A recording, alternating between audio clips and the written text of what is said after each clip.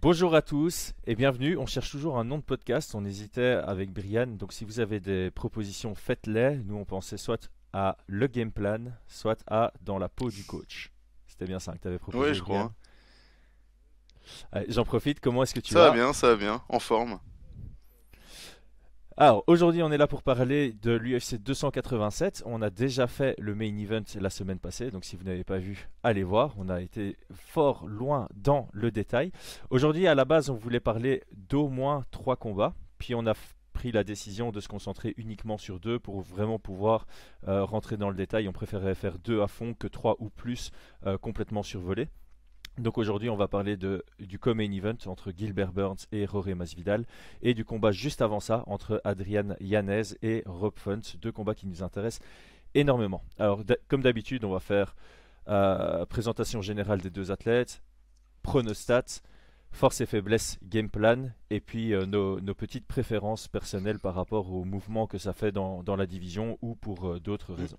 Gilbert Burns, 36 ans. 21 victoires, 5 défaites. Sur les 21 victoires, on a 6 par KO, 9 par soumission et 6 par décision.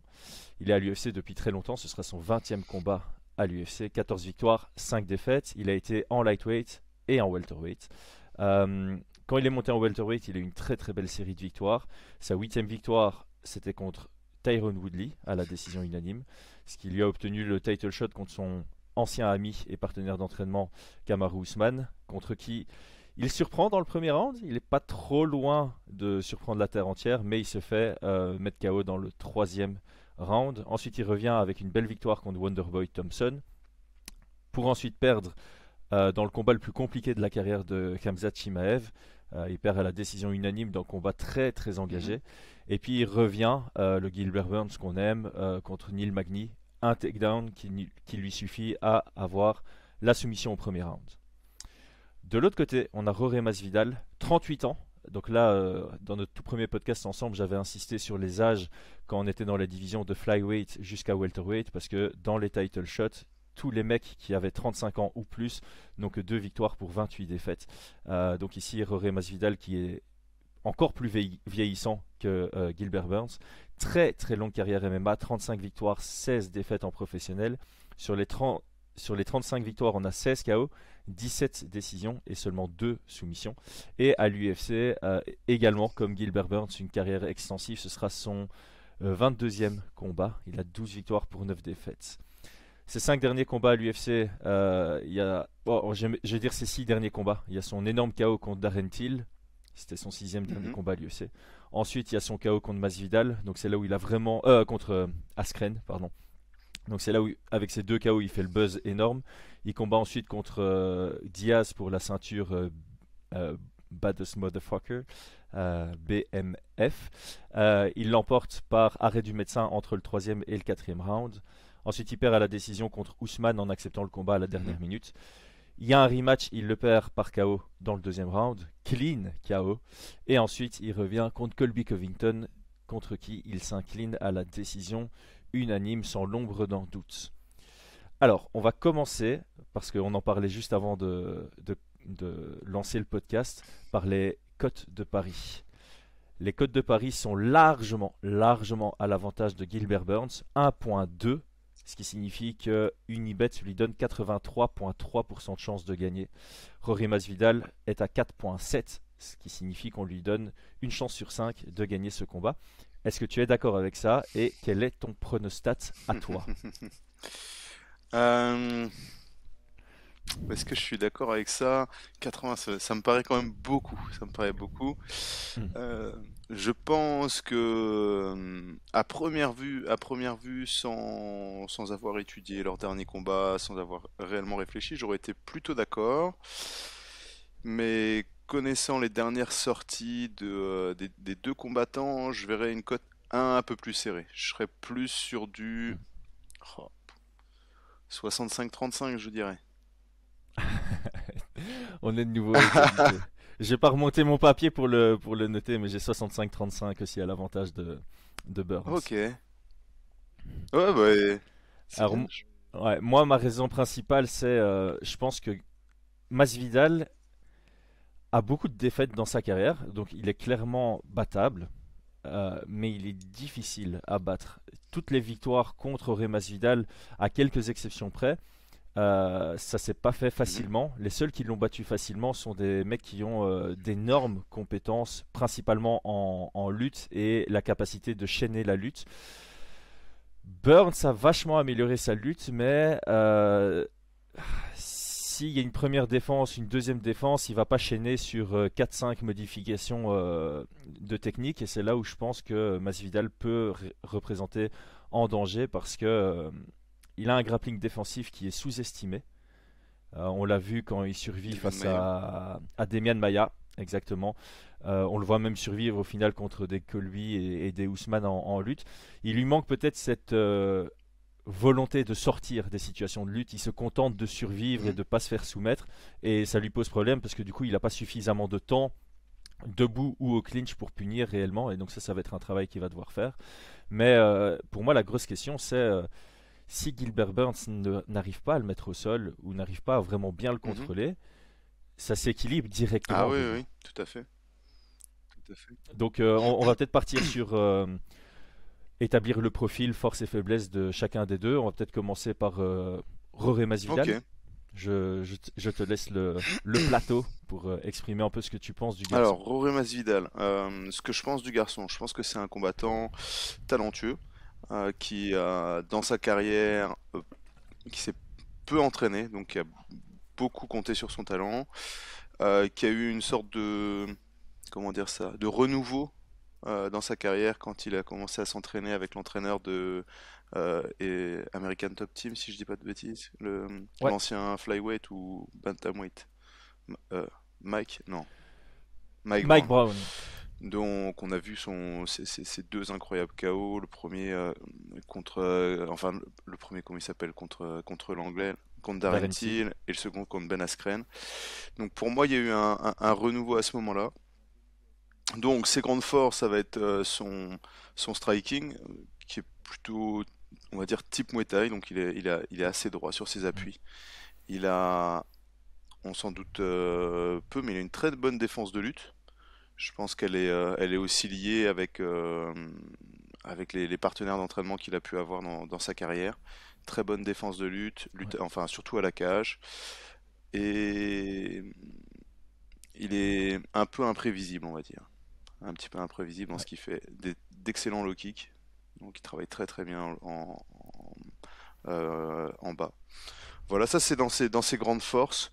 Euh, Il y a quand je te disais de renouveau là avec Mike Brown, j'ai l'impression qu'il est. Alors ça c'est sa grande différence avec les autres, c'est que pour moi il a du mal à suivre un game plan général. Par contre, il Mhm. va être capable de suivre un techniques plan, tu vois. Il va être capable Ok. de définir des techniques qui vont fonctionner Mhm. et soit les passer. Ça va être, pour moi, c'est un peu une épée de Damoclès, c'est à double tranchant. Soit ça passe, comme on l'a vu avec sur certains KO et ça passe pas. Donc pour moi, il avait parié sur le check hook contre Kamaru Usman Colby. Et et contre contre Colby Colby, aussi. mais je trouve que c'était très très visible Ouais. sur Kamaru Usman. Et au final, il se fait punir là-dessus, quoi, avec, Ouais. avec un 2 bien, bien en profondeur qui permet d'aller un peu plus vite que le checkbook. Qu'est-ce que j'ai en tête? Donc oui, pour moi, ses forces sont aussi des faiblesses au final. Donc, comme Mhm. tu dis, très bonne défense de lutte, mais il prend peu de risques sur sa défense de lutte. Donc, il se fait pas mettre au sol, mais au final, il est pas en urgence. Et donc, comme il prend peu de risques, il reste dans cette position-là. Exactement. Il fait pas comme, je prends toujours l'exemple de Max Holloway qui, quand il est bloqué à la cage, il trouve tout le temps un système pour sortir du clinch complètement et reprendre sa distance là où il est le plus fort. Alors que Masvidal, son premier objectif, c'est de ne pas laisser l'autre améliorer sa position. Mais il pense Ouais, pas du coup à sortir des positions compliquées pour lui. exactement. Euh, un truc que moi j'ai relevé aussi, c'est quand il rencontre des lutteurs, notamment Ousmane, la façon dont il commence le combat la première fois contre Ousmane, sur les 20 premières secondes, je crois qu'il a déjà envoyé 5 ou 6 kicks. Il a un gros volume de jeu avec des low kicks, des middle kicks. Euh, c'est assez intéressant. Mais voilà, c'est ça aussi qui permet de trouver des ouvertures pour les amener au sol. Le clinch est très bon. Il a un très très bon coup de coude au clinch que j'ai envie de comparer presque à Mhm. Leon Edwards. peut-être pour ça que j'aimerais bien que ces deux-là puissent se rencontrer un jour, même si pour l'instant sportivement ça n'a pas trop de sens. Et pour le reste, je te rejoins. Dès qu'il a rejoint Mike Brown et ATT, qui est une équipe qui est très connue pour la défense de lutte à la cage, notamment Dustin Poirier qui utilise ça très bien aussi, sur les systèmes de contrôle de Mhm. poignet et tout ce qui s'ensuit. Donc ça va être intéressant de voir comment Gilbert Burns peut travailler par rapport à ça. Et une autre chose aussi, il peut être très agressif au sol, même sur son dos. Donc s'il se fait mettre au Mhm. sol, il va directement chercher à frapper, à faire mal, à être extrêmement agressif. Ouais, pour reprendre ce que tu avais dit de Cory Sandhagen, qui avait des techniques violentes, mais qui n'avait pas ce côté Intention. vicieux et mauvaise intention. Là, on est à l'opposé du Mhm, spectre mhm, avec mhm. Masvidal, qui est vraiment quelqu'un de, dans la cage, en tout cas méchant, et je pense en dehors de la cage aussi, mais on va pas spécialement se concentrer, on va pas spécialement se concentrer là-dessus, mais je pense que c'est quelqu'un qui, voilà, de par son passif, a vraiment cette volonté de faire mal quand Mm. il est dans une cage avec quelqu'un. Tout à fait. Ouais, je pense que c'est bien là, la différence de spectre. Une intention de faire mal, mais techniquement, il est bon, mais c'est pas non plus le top du top. Ouais. Et alors, ça c'est peut-être intéressant d'en parler, parce que pour moi, il y a un genre de paradoxe chez Masvidal, c'est il y a ce côté vicieux, mais il y a aussi ce côté un peu nonchalant, jouette, de temps en temps, où tu le vois envoyer un check hook, par exemple, contre Colby Covington, ça touche, mais ça fait pas mal, et puis il va tirer la langue. Et il y a ce côté un peu... je vais prendre l'extrême de ces personnes-là, Mm. Diaz, qui de temps en temps va préférer faire de son malin Mm. et genre sonner Edwards et puis le montrer du doigt plutôt que rush pour chercher le finish. Je sens ça aussi chez Masvidal à moindre mesure, mais je sens que de temps en temps il est un peu trop dans le show et dans rentrer dans son personnage un peu je viens de la street plutôt que chercher à tout prix la victoire, et ça peut jouer contre lui, notamment sur pas mal de décisions partagées qu'il a eues dans sa carrière, et il a été du mauvais côté de ces décisions Oui, ou partagées. alors pour reprendre ton exemple, deux personnes qui cherchent la bagarre, tu vois, plutôt que la Mhm. victoire, au final. Et qui sont plus intéressés par Ouais. se battre pour se battre, et donc frapper, je t'ai touché, et je vais pas vite chercher le finish pour obtenir une victoire et que ça s'arrête. Je vais me moquer et j'ai envie de continuer, tu vois. Et si on fait un sixième round, Ouais. ça me va, et c'est peut-être ça aussi un de leurs défauts, et peut-être aussi pourquoi je pense que Masvidal, des fois, il a du mal à suivre un plan général, tu vois. Comme le pre- Ouais, parce qu'il y a son côté instinctif qui reprend. Parce que je pense que c'est quelqu'un de cérébral en soi, parce que tu le vois de temps en temps feinter, Mm. analyser, trouver les ouvertures, notamment contre Darren Till, c'est un très bon exemple. Tu le vois aussi donner des bonnes réflexions. Son coup de genou contre Askren, ça part d'une vraie réflexion derrière en se disant, même si ça rate, ça va rendre Ben Askren plus hésitant à shooter dans Mm. mes jambes. Donc ça part d'une bonne réflexion.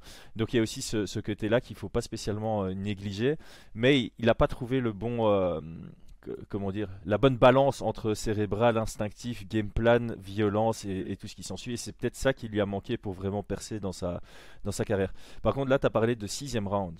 C'est aussi c'est un point que je voulais souligner. Je suis un peu déçu que l'UFC, parce que l'UFC de temps en temps font des co-main events qui sont pas pour Ouais. le titre en 5 rounds.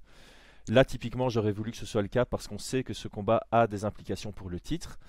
Gilbert Burns, contre Magny, c'était prévu en 3 rounds. Contre Thompson, c'était en 3 rounds, sa victoire. Il n'y a pas beaucoup d'expérience en 5 rounds. Et justement, on a vu que Burns, ce qui lui manque un peu pour être potentiellement futur champion, c'est cette gestion sur 5 rounds. Contre Ousmane, on voyait clairement que si ça passait le troisième, il allait quand même se faire finaliser dans le quatrième. Mm. Contre Kamzat, on n'a vu aucune gestion d'énergie, c'était tout le temps dans l'intensité. Et pareil pour Masvidal. Masvidal, j'ai l'impression que c'est quelqu'un qui fade, qui ralentit si ça dépasse le troisième round. Et donc ici, si on part du principe que le vainqueur pourrait rentrer dans la discussion du titre, j'aurais préféré que ce combat soit prévu sur 5. Ouais, je pense que l'UFC a choisi un combat en 3 rounds pour privilégier vraiment le spectacle. Je pense qu'effectivement, en 5 rounds, on aurait quelque chose d'un peu plus sportif, un peu plus stratégique. Ouais. Quoique, c'est deux gars qui sont assez généreux quand même, même dans les premiers rounds. Mais moi, je t'avoue que j'aurais bien voulu un 5 rounds. Enfin, Habituellement, j'aime bien les synchrones quand même. Ouais, j'aime bien, surtout quand on est dans le top de la division et qu'on parle de potentiel futur de contender, même si, encore une fois, on en parlera peut-être après dans la partie qui est-ce qu'on veut voir gagner. Mais voilà, Masvidal sportivement ne devrait plus être considéré comme un contender sans enchaîner deux trois victoires minimum. Mais bon, on verra puisqu'il y a Mm. un petit historique avec Edwards. Euh, on n'a pas encore fait les forces et faiblesses de Gilbert Burns, donc je t'en prie. Mm. Ok. Gilbert Burns. Bon, sur le papier, donc c'est un double champion du monde, je pense. Double, triple. Ouais, grand champion du monde de grappling. Très très bon en grappling. Excellent. Étonnamment, par contre, depuis qu'il est dans le top de la division, c'est pas forcément le domaine qu'il va exploiter le plus. Parce qu'il a quand même une très bonne puissance, bon striking. Moi, dans les défauts, j'ai l'impression où j'ai trouvé qu'il a le plus de difficultés, c'est sur ses mises au sol. Ouais. Je pense qu'il a quand même, il a pas un gros ratio de réussite sur ses takedowns. Par contre, au sol, je le trouve assez incroyable, quoi. Ouais, j'avais Donc, préparé ça sur mon autre PC, mais comme j'ai dû descendre, j'ai plus les statistiques. Mais c'est vrai qu'une statistique que j'avais ça relevée va. qui était très intéressante, c'est que à part contre Maya, dans tous les combats où il a autant ou moins de takedowns que ses adversaires, il perd. Donc à chaque fois qu'il s'est fait amener au sol plus que ce que lui a amené son adversaire au sol, ou bien quand c'est par exemple deux takedowns à deux, il perd le combat. Aussi simple que ça. Ou quand c'est 0-0 comme contre Dan Hooker, il a perdu puisqu'il n'a pas réussi à l'amener au sol. Il y a juste Maya qui l'a amené deux fois au sol et Gilbert Burns l'a amené 0 fois au sol, face à qui il a gagné avec ce différentiel. Donc, Mm. pourquoi je dis ça? C'est parce que pour moi, c'est important. Gilbert Burns semble avoir besoin de réussir ses amenés au sol pour s'imposer. Ouais, je pense que je suis assez d'accord. Je suis assez d'accord. Il a beaucoup de victoires à la décision. Euh, et là, sa dernière victoire en mettant au sol par soumission, je la trouve assez incroyable. Ouais. Mais sinon, contre son adversaire précédent, enfin, Kamzat. sur les précédents adversaires, il y a comme, sur Kamzat, entre autres, mais non, Nail Mani, il l'a mis directement au sol. Mais sur d'autres adversaires, attends, je remonte un tout petit peu plus loin. Oui, Dan Hooker, par exemple, grande difficulté pour le mettre au sol. C'est un profil, normalement, qui est pas non plus impossible à mettre au sol, tu vois ce que Ouais, je veux dire? là, j'ai juste nuancé en disant que pour moi, il y a vraiment deux versions à Gilbert Burns. Il y a sa version lightweight, qui est vraiment l'ombre de sa version chez les moins de 77. Ouais, c'est vrai, c'est vrai, c'est vrai. Et alors ça c'est un autre truc aussi, c'est que je parlais pour Masvidal, je trouvais qu'il était bon pour suivre un plan de technique à mettre en place face à tel adversaire. Autant depuis qu'il est monté en 77, je trouve que Burns est bon pour appliquer un game plan général. Donc on l'a vu sur je sais pas si on pourrait dire ça comme ça s'il a pris le respect, mais face à des très bons strikers, il va pas plus s'échanger que ça. Il va chercher à mettre au sol, chercher à lutter. On l'a vu contre Steven Thompson. Moi, je m'attendais à ce qu'il y ait un peu plus d'espace pour Steven Thompson et il ne lui a laissé aucun espace. Donc c'est quelqu'un qui est très puissant, qui frappe fort, qui a quand même des belles victoires par KO, mais qui est en même temps euh, respectueux, je sais pas si on peut dire ça comme ça, mais qui est capable de se dire non, non, non. Il est meilleur que moi, je vais pas prendre de risques, je vais amener dans le combat dans mon domaine, dans ma sphère. Et il a fait la Ouais, je même suis tout à chose fait d'accord. contre Neil Magny, par exemple. Ouais. Ouais, là, Et donc il il peut suivre commence à quelque chose de stratégiser. général. Ouais.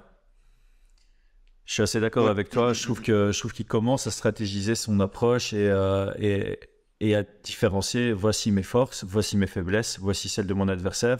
Est-ce que j'ai une de mes forces dans les faiblesses de mon adversaire? Et si oui, enfin, en tout cas, je cherche à amener le combat dans ce domaine-là. Il l'avait très bien fait contre Stephen Thompson.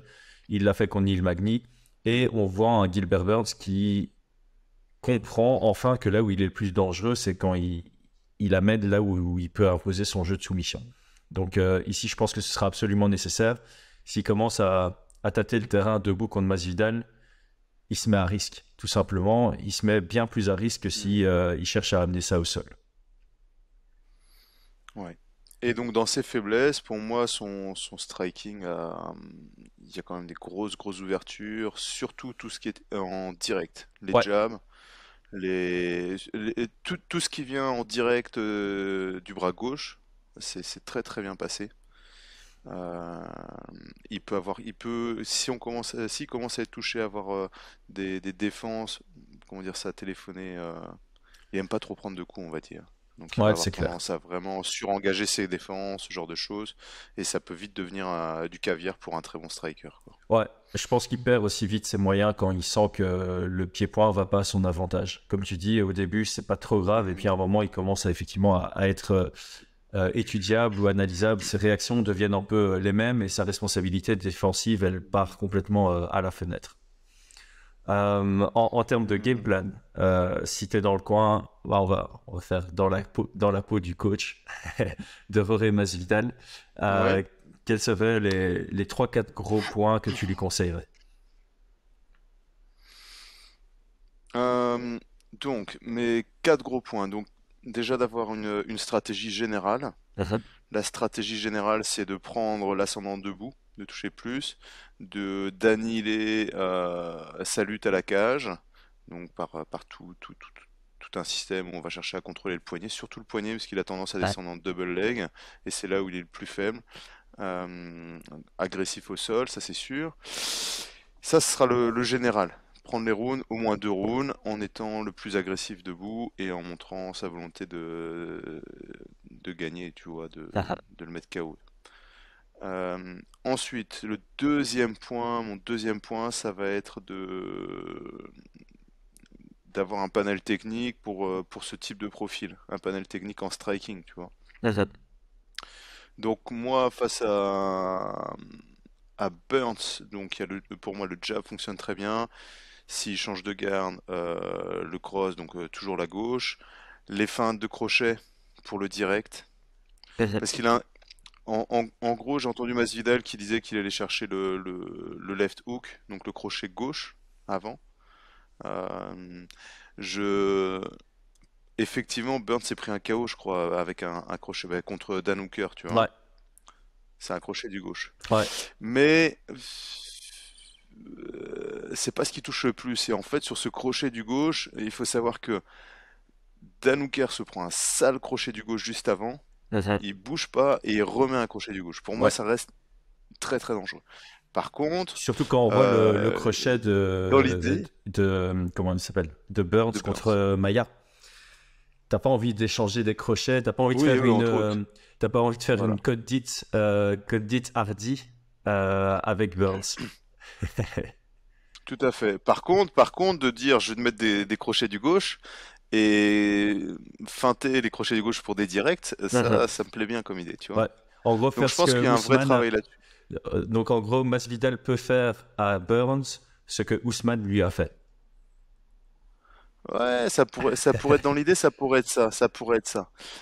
Donc ça serait le offensif. En défensif, donc on a la lutte bien évidemment. Il faudra faire attention au crochet large, à ce genre de frappe, tu vois, hein. Mhm. Donc moi, ça serait plutôt ça sur la stratégie et la défense de lutte, défense de grappling, tout à la cage. Ouais. Je pense que Burns est excellent en grappling pur, et d'ailleurs on le voit face à Neil Magny, ses passages de garde quand il fait du float passing, du smash, etc. C'est incroyable, mais on est sur une stratégie pure jiu-jitsu brésilien. Mhm. Dans la garde, passer la garde, du float, side, depuis la side, prendre la monte, et après de la monte, soit les soumissions qui sont ouvertes pour la monte, soit la prise de dos. Par contre, je trouve qu'il a un taux de réussite moins important dès que c'est à la cage. Ouais.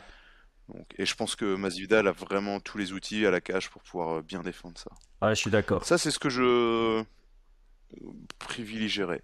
Mhm. Par contre, il y a un point où j'aimerais ton avis, ça va être sur l'utilisation des kicks. Même si c'est son gros point fort à Masvidal, je sais pas trop si stratégiquement c'est une bonne idée. Alors, j'ai pas pour souvenir d'avoir un Gilbert Burns qui initie la lutte en défense de kick. Euh, Gilbert Burns m'a l'air d'être plutôt j'ai pas utilisé le terme lutteur parce que c'est un grappleur, mais quand il initie la lutte pour les amener au sol, c'est plutôt proactivement, comme on l'a vu contre Thompson, il shoot de très loin, il shoot très bas. Quand on l'a vu contre Magny, son amené au sol, c'est très beau d'ailleurs, hein, c'est le cross, il passe en gaucher, il vient chercher le body lock. Et ça, pour moi, Burns doit absolument faire, il doit avoir une amenée au sol immédiate. C'est pas genre, je shoot mon amenée au sol pour te coller, pour après travailler la lutte en chaîne. C'est directement, mon shoot doit être une amenée au sol, comme il a fait contre Thompson et contre Magny. Pour les kicks, moi, je suis pas contre pour Masvidal. Ça permet de rester aussi à une distance un peu plus lointaine que celle de la boxe anglaise, qui permettrait à Burns de faire des bons shoots parce qu'il est quand même assez explosif. Et Masvidal est juste très bon avec ça. Ousmane a su l'amener au sol, mais c'était pas sa première tentative en attrapant en kick. Donc je pense qu'il a vraiment des kicks percutants et très rapides. Sa rétraction des kicks est assez rapide que pour pouvoir les envoyer. Et est-ce que c'est pas Dan Hooker aussi qui a eu beaucoup de succès avec ses low kicks contre Gilbert Burns sur le peu de temps que le combat a duré? Il me semble qu'avant le KO, il y a eu une petite succession de low kicks qui avait bien fonctionné pour lui. Donc ouais, je pense que je serais pour conseiller à Masvidal les low kicks particulièrement parce que Gilbert Burns a aussi un style où il a quand même beaucoup de poids sur sa jambe avant. Avant. Ouais, et puis les front kicks, un petit peu comme il les lance pour garder en respect aussi, ça peut être intéressant, ouais, comme tu dis. Ouais, en mode anti-lutte. Ouais, mais c'est assez marrant parce qu'en fait on est sur les mêmes points. Ouais. Le premier truc que j'avais noté pour Masvidal, c'est vraiment marquer ses points parce qu'il va y avoir de longs passages, je pense, où il sera contrôlé à la cage et il va devoir faire la différence sur le peu de moments qu'il sera à distance de pied-point ou au clinch en position d'envoyer ses coudes et ses genoux. C'est vrai que c'est quelque chose qu'on néglige beaucoup. On a parlé plutôt de ses coudes, mais ses coups de genoux au clinch sont plutôt vicieux aussi. Donc j'avais vraiment mis ça et j'avais évidemment dit ce qu'on avait dit plus tôt. Il peut pas se contenter de survivre ou de pas se faire amener au sol. Il doit absolument trouver un système pour, quand il sépare les poignets à la cage, venir chercher un underhook, le single collar tie et sortir du côté du single collar tie comme le fait très bien Max Holloway. Ça doit être une inspiration pour lui. Du côté de Gilbert Burns, qu'est-ce qu'on a comme conseil pour toi? Pour moi, il n'y a pas beaucoup d'adaptation à son jeu à faire. C'est juste maximiser certains points. Alors pour Gilbert Burns, c'est vrai que je pense qu'il y a quand même pas mal d'adaptations. Enfin, non, il n'y a pas.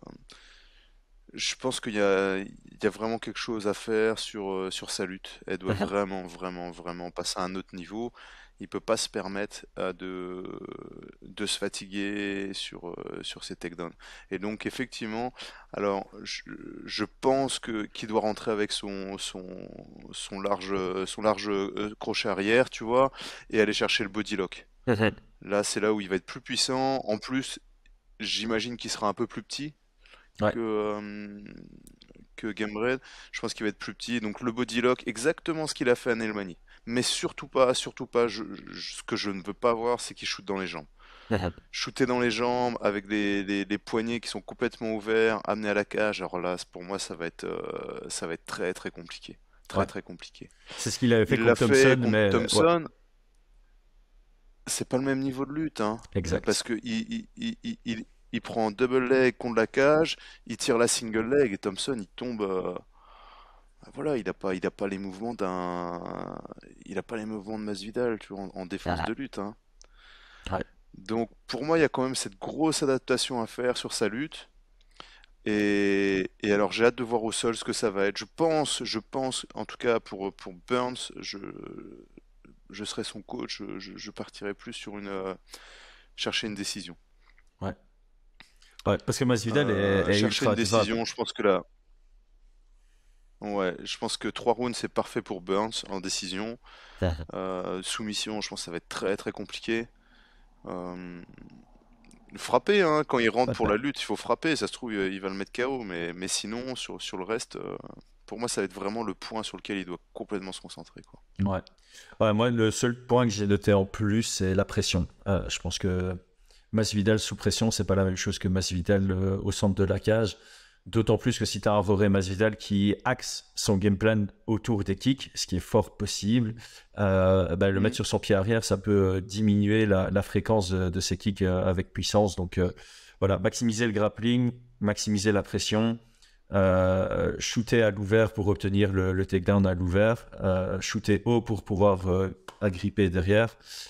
Et ouais, responsabilité défensive, quoi. Ne pas surengager sur ses défenses, c'est pas vraiment le bon terme, mais de ne pas faire de mouvements exagérés pour chasser, parce que là-dessus, clairement, Jorge Masvidal trouve ses ouvertures. Quand on voit un Darren Till qui avait ce réflexe de tendre les bras, il est allé chercher son ouverture, il a pas peur. Masvidal n'a pas peur de l'échange, donc il n'a pas peur d'en prendre une pour en mettre une. Et face à des gens qui ont des gros mouvements de bras, ça ne le dérange pas. Moi, en sparring, quand je vois quelqu'un qui bouge beaucoup les bras, j'ai du mal à trouver mes ouvertures. Masvidal, c'est pas le cas. Ok, préférence. Ouais. Préférence. As-tu une préférence? Qui veux-tu voir gagner? Sur le plan sportif, ma préférence, j'aimerais voir Burns l'emporter. J'aime beaucoup enfin voilà, ce qu'il représente sur le plan sportif, son investissement à l'entraînement, sa manière d'être à la salle, enfin tout cet aspect-là.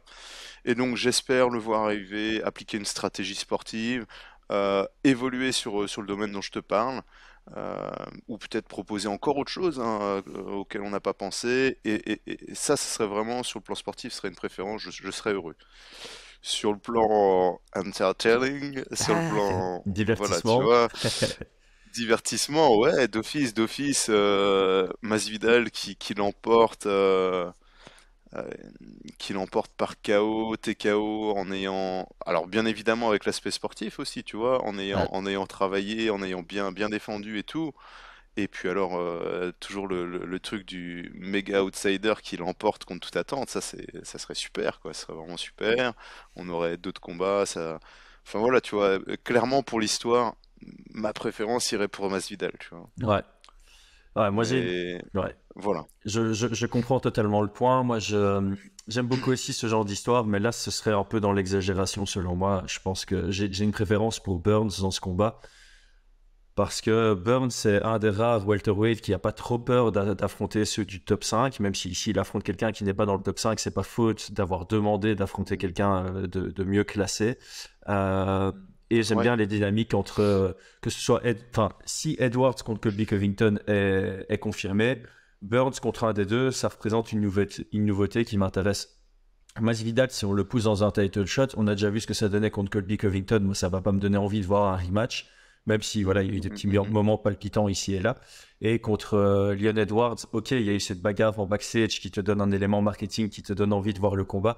Mais je crois que Leon Edwards est juste largement au-dessus. Et donc d'un point de vue sportif, je crois, ce serait méga impressionnant hein, que Masvidal fasse deux énormes surprises d'affilée et qu'il ait un peu le même run Till Askren, mais version title shot. Mais je ne le vois pas arriver, surtout avec cette stat-là. Il a 38 ans. Il a dit dans une interview que s'il perdait, il prenait sa retraite. Donc, il a déjà réfléchi à ça.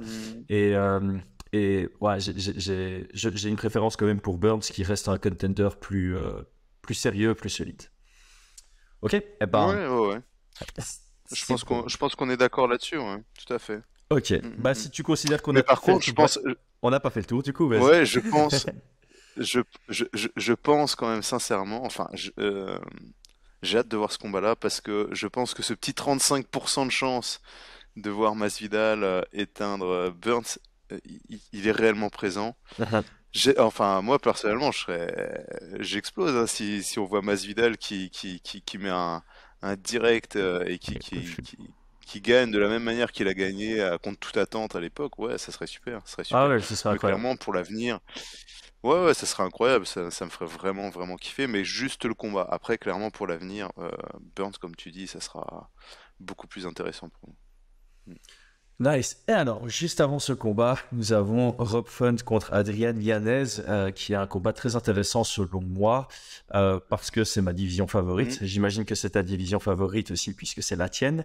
On a un peu la jeunesse contre un qui commence à être considéré comme un vétéran. On a Adrian Yanez qui a un peu un début de carrière UFC comparable à Rob Font, et donc ça va être intéressant de savoir si c'est le moment de faire le passage de torche ou si c'est un peu trop tôt pour Adrian Yanez. Donc, Rob Font, 35 ans, donc un peu sur la pente descendante en termes d'âge et d'athlétisme. 19 victoires, 6 défaites. Sur les 19 victoires, on en a 8 par KO, 4 par soumission, 7 par décision. À l'UFC, ce sera son 15e combat, 9 victoires pour 5 défaites. Sur ces 5 derniers combats, grosse victoire contre Ricky Simon, une victoire qui a bien vieilli. En revanche, la victoire contre Moraes qui a mal vieilli, enfin, une victoire qui vieillit mal, ça se dit pas trop, mais voilà, on comprend ce que je veux dire. C'était la 2e défaite d'affilée de Moraes sur sa série de 6-7 défaites. Ici, il a encore perdu le week-end passé au PFL. Ouais. Ensuite, une victoire à la décision unanime contre Cody Garbrandt, qui était aussi une victoire qui prend pas spécialement bien l'âge.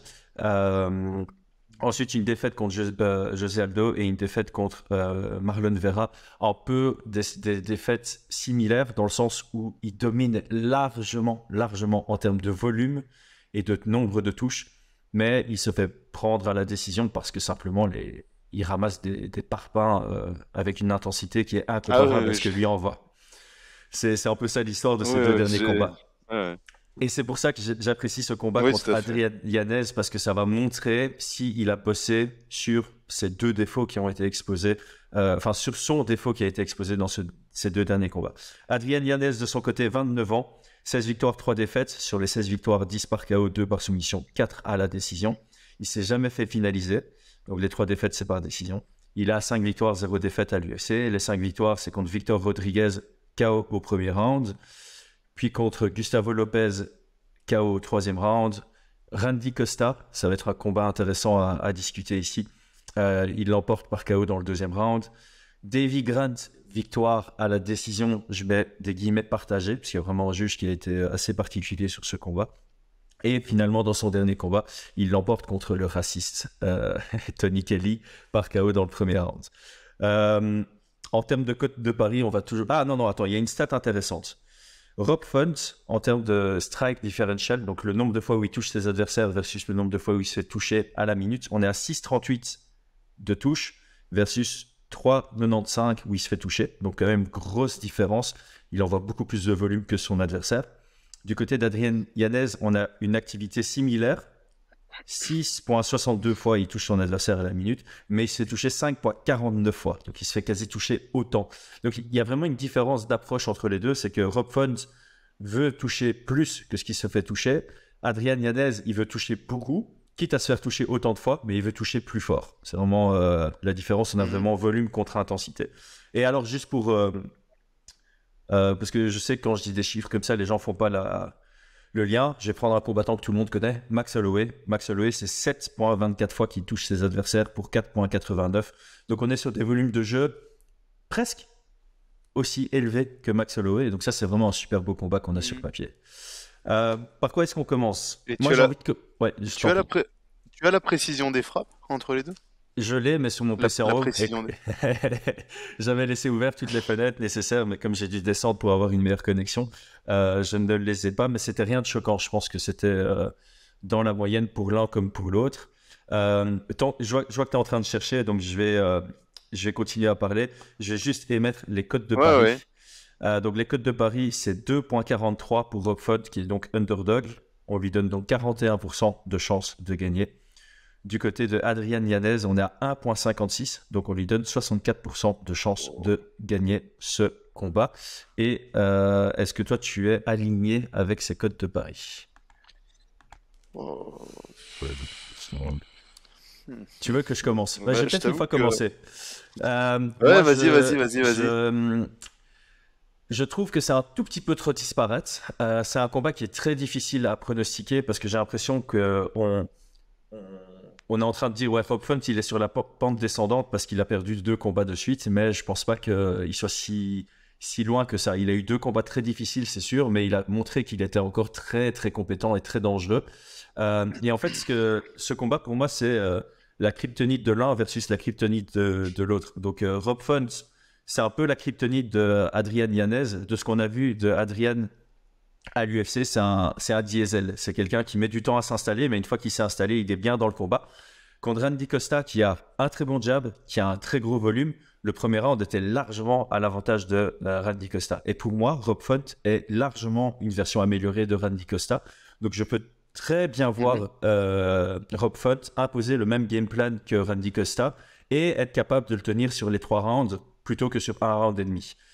De l'autre côté, Yanez, c'est aussi un peu la némésis de Rob Font, dans le sens où il n'a pas besoin de mettre beaucoup de volume que pour gagner les rounds et s'imposer par KO. Donc je peux voir un Adrian Yanez encaisser beaucoup, mais mettre les frappes significatives les plus choquantes du round pour remporter les rounds, voire même obtenir un finish. Donc pour moi, on a vraiment un combat qui est très intéressant pour l'un comme pour l'autre, parce que c'est vraiment celui qui montre qu'il a le mieux travaillé sur ses défauts va l'emporter. Et donc pour ça, je me rapprocherais plutôt du 45-55 à l'avantage de Adrian Yanez. Donc je suis d'accord de donner Yanez favori dans ce combat, mais peut-être pas avec une si grosse différence, parce que je vois clairement des chemins pour la victoire pour Rob Font. Est-ce que tu as... je suis d'accord avec toi. Hein, Ouais, alors 65-35, je trouve que c'était vraiment trop disparate. Je pense quand même que Yanez, alors c'est ça qui est un peu étonnant, hein, c'est qu'il a quand même eu beaucoup moins d'opposition de qualité que Rob Font. Pour autant, je le vois quand même favori sur ce combat. Je pense que c'est le genre de combat que l'UFC aime bien organiser c'est des combats tests comme ça. C'est un peu, ok, on va te faire monter, mais si tu dois passer cette étape-là, Yanez. Et pour Rob Font, ok, tu as eu 2 gros combats, montre-nous que tu es toujours dans la course, entre guillemets. Et donc, comme tu dis, les deux, c'est simple, c'est celui qui fera les meilleures adaptations qui va l'emporter. Tout à fait. Et j'aime bien le fait que tu dis que c'est de Némésis que tu as dit, comment? Ouais, C'était quoi Kryptonite, l'expression? Némésis. Ouais, voilà, j'aime bien parce que dans les points forts, les points faibles, j'avais fait un petit peu, on va dire, comment dire ça, les opposés, tu vois. D'un côté, pour moi, Rob Font, il est excellent avec enfin, il est excellent. Il frappe très fort, souvent des larges crochets. Et tu parlais de Randy Costa, mais on a vu que ce qui avait bien fonctionné contre Adrian Yanez par Davy Grant. l'anglais contre Davy Grant, c'est à partir du deuxième peut-être ou du troisième, il a commencé à envoyer des parpaings ultra larges, quoi, mais vraiment des trucs pas du tout académiques et qui fonctionnaient bien et qui touchaient bien. Donc il y a cet aspect-là. Et de l'autre côté, je trouve par contre Yanez beaucoup plus académique, beaucoup plus précis, un peu plus économe. Il travaille super bien, in the pocket, passer en dessous les frappes. Il est assez incroyable. Bonne défense de lutte, je pense. Ouais, je pense qu'il est à 100%. Et... Je pense qu'il est à 100% Ouais, c'est de ça, défense hein. de lutte. Et je pense qu'il a encore beaucoup de choses à montrer vis-à-vis de son sol. Je sais pas si Rob Donc, Font va moi, vraiment utiliser sa lutte offensive, parce qu'il a pas. Je pense qu'il a un bon grappling, Rob Font, mais c'est pas du tout une force dans son jeu, et je pense pas qu'il saura imposer quoi que ce soit au niveau de la lutte face à quelqu'un qui est vraisemblablement parti pour faire partie du top 5 de la division à l'avenir. Ben, il avait eu une belle entrée en matière avec José Aldo, hein, en prenant le dos et en contrôlant ça. Il n'a pas su réitérer, mais enfin, on parle de José Aldo quand même. Ouais, Tu vois, c'est vrai. tu le mets J'avais pas au oublié sol, ces tu le tailles. contrôles pas aussi facilement. Et donc, on pourrait aussi avoir un test entre guillemets de Rob Font où il se dit, ouais, ce gars-là, il tape vraiment fort. J'ai pris beaucoup de coups dernièrement. Je pense il a jamais été testé au sol. Je pense pouvoir partir sur ce game plan. Ça pourrait être aussi une stratégie qui pourrait être entendable. Ouais. Mm. C'est vraiment un combat intéressant. Pour Adrian Yanez, il y a aussi les coups au corps. Je trouve qu'il envoie pas mal de frappes au corps, et je pense que c'est intéressant face à Rob Font, tu vois, qui est un peu long et élongé. Je sais pas si c'est le bon mot, mais voilà, long je trouvais pas le mot, mais c'est pas grave, on voit ce que je veux dire, je pense. Ectomorphe. On va le mettre comme ça. Ouais, Je pense tout à que les fait. frappes au corps fonctionnent très bien dans cette différence de format. Une fois qu'Adrian Yanez pourra mettre la pression, c'est quelque chose qu'il va devoir mettre en place et ça va être intéressant aussi parce que Yanez, souvent dans le premier round, il se laisse submerger, il se laisse mettre sous pression. Il a un bon système défensif en place, mais le truc, c'est face à Rob Font qui a un bon cardio, qui a montré à plusieurs reprises qu'il tenait bien sur 5 rounds. Mhm. Tu peux pas laisser passer un round et demi. En fait, si tu laisses passer un round et demi, bah, tu perds 29-28 à la décision. Donc, donc ici, Adrian Yanez, il va peut-être devoir montrer plus de proactivité, changer son approche classique, un peu à l'image de Peter Yan ou Marlon Vera. On en a parlé récemment. Quand tu es du genre Mhm. à laisser passer le premier round pour faire tes analyses et attaquer quand l'autre est un peu plus grillé, quand tu rentres dans le top, Mhm. c'est pas une stratégie qui est viable. Ouais, c'est vrai, ça peut vite être très très compliqué, tout à fait, tout à fait. Et on a vu que Rob Font était capable de mettre la pression, même face à des gros cogneurs, quoi. Donc, Ok, donc préférence. Ici, ça va être difficile à dire parce qu'il y a des arguments positifs pour les deux, selon moi. Ah ben, moi je t'avoue que préférence, là comme ça, clairement j'aimerais voir Yanez être testé, passer son test entre guillemets, continuer à monter. Rob Font, je l'aime bien, mais je trouve il évolue peu. Je pense que ça va être un combattant, un chouette gatekeeper, tu vois. Euh, alors bien évidemment, hein, s'il travaille, s'il a tout changé, enfin tout changé, non. S'il trouve une stratégie et qu'il l'emporte et qu'il y a une évolution, bah, sportivement, je vais être super content, tu vois. Ah, Mais là sur papier, j'espère voir Yanis faire ses adaptations. Je pense que c'est ce qui est un peu attendu par l'UFC aussi.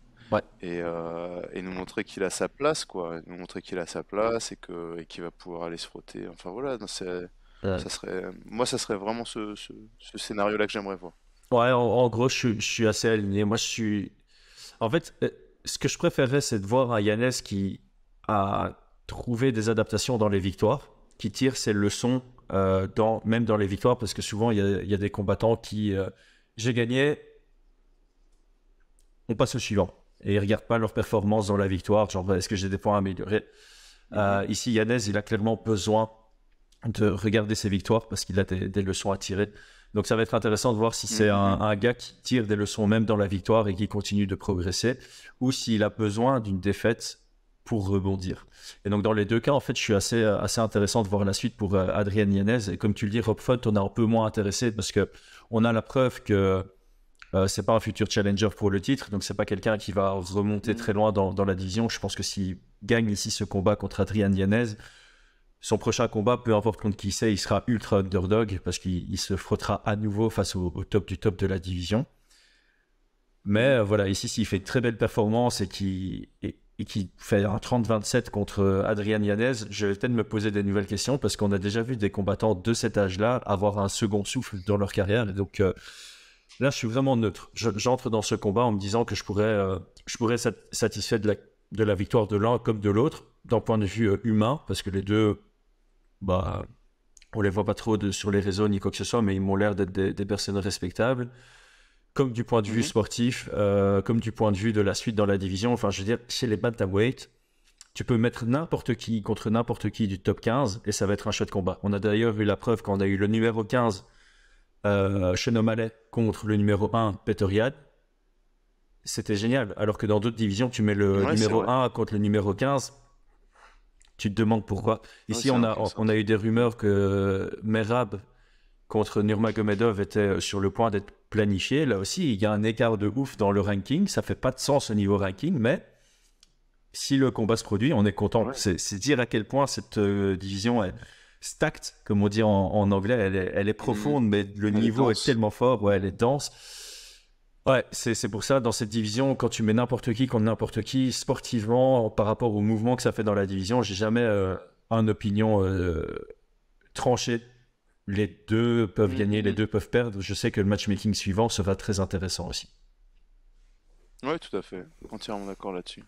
Ok, bah, écoute, on a fait le tour des deux combats. Je pense on a un sacré podcast là.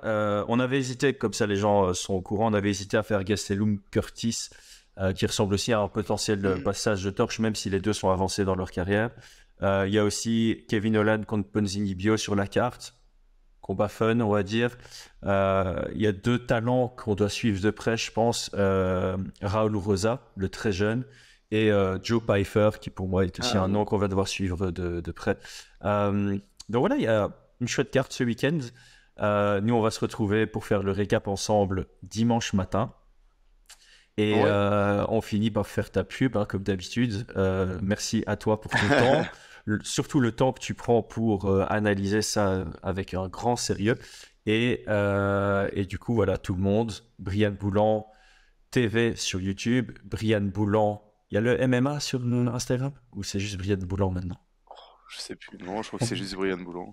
De toute façon, je pense que si on tape Brian Boulan, il n'y en a pas d'autres. Ouais, je pense. Ouais. Donc on te retrouve facilement sur tous les réseaux. Voilà, je te laisse le mot de la fin s'il y en a un. Sinon, on se sépare là-dessus.